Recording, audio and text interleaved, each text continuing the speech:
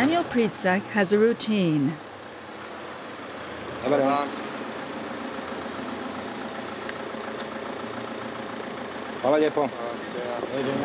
Every day he picks his son up from school, and every day he shows his papers to the border guards. His son goes to school in Slovenia, but they live in Croatia. His wife is Slovenian. Not exactly your typical routine. I show the police my papers, but it's just a formality. It's no problem. They're just doing their job. It's no problem.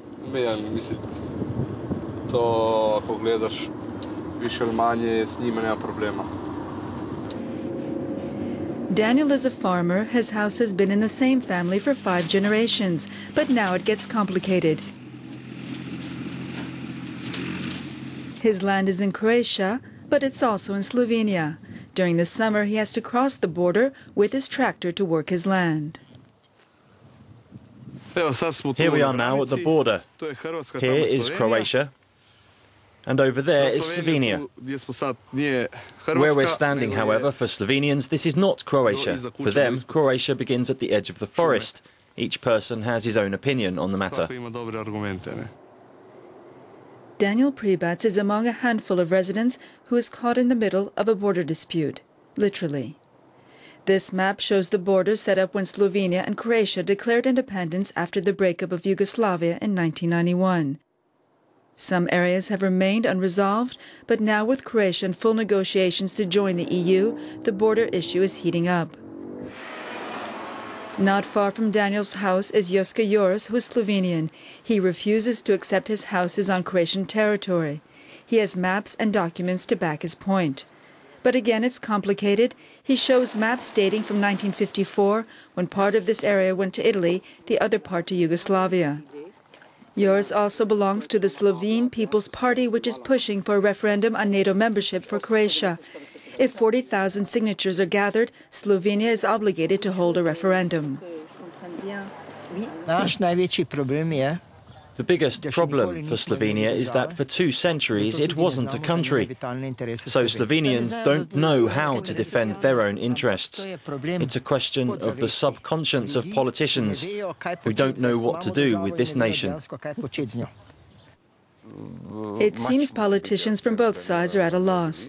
In December, Ljubljana, as an EU member, blocked several chapters in Croatia's ongoing EU negotiations. It claimed that Zagreb has played foul by presenting documents and maps at the EU Commission to try and prove territorial rights. Denis Romac is a Croatian journalist who covers cross-border issues. He says the dispute is sensitive. The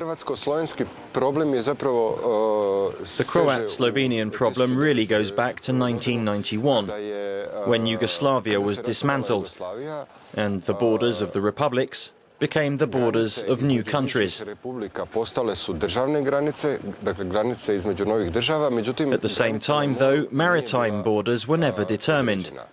Now this frontier dispute has symbolically become the last war of the Balkans.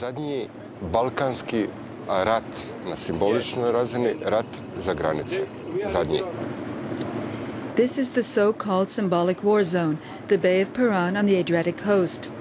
Danilo Latin is a Croatian fisherman. Here he tries to explain where the border is, but it's not easy, neither for the fishermen or coast guards who patrol the sea. And this is the border between Italy and former Yugoslavia, now Italy and Slovenia until here, and after is Croatia, and here start international water down there, and the national territorial water is 12 miles from the coast. Today, Piran Bay is divided right down the middle out to the sea. This makes Slovenia's current coastline or territorial sea too small to have direct access to international waters. Slovenia's ships have to cross either through Croatian or Italian waters to reach them.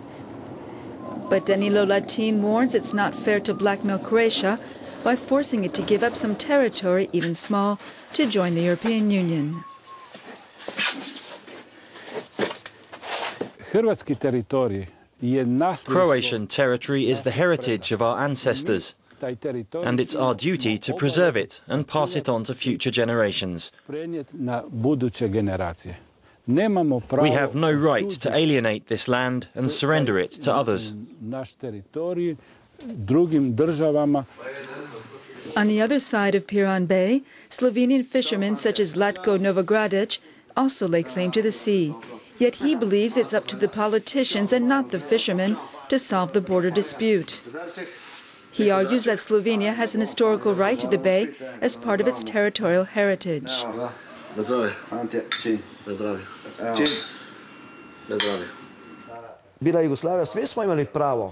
the days of Yugoslavia, we had the right to fish freely all the way to Montenegro, and to take the boats and sail them freely.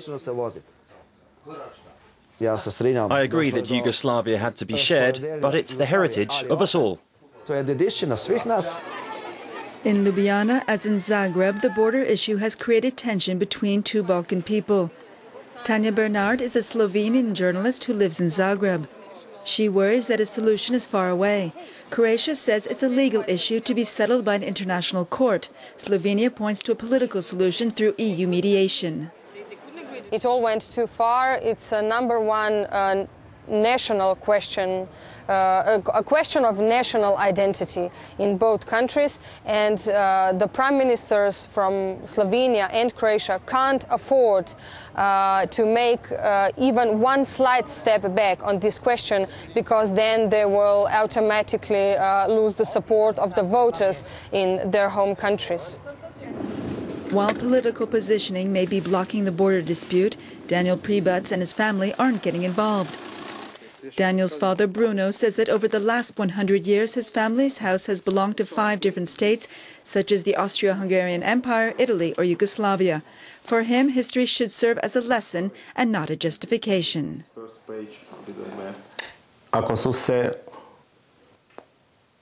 If after the First and Second World Wars enemies became allies and are today together in the European community, then it's a good example for Croatia and Slovenia. They must resolve their problems in the same way. While a large majority of Slovenians say they're against holding a referendum when it comes to Croatia's NATO membership, Ljubljana is still blocking Zagreb's EU negotiations. A strong signal that even when it comes to building Europe, national identities know no borders.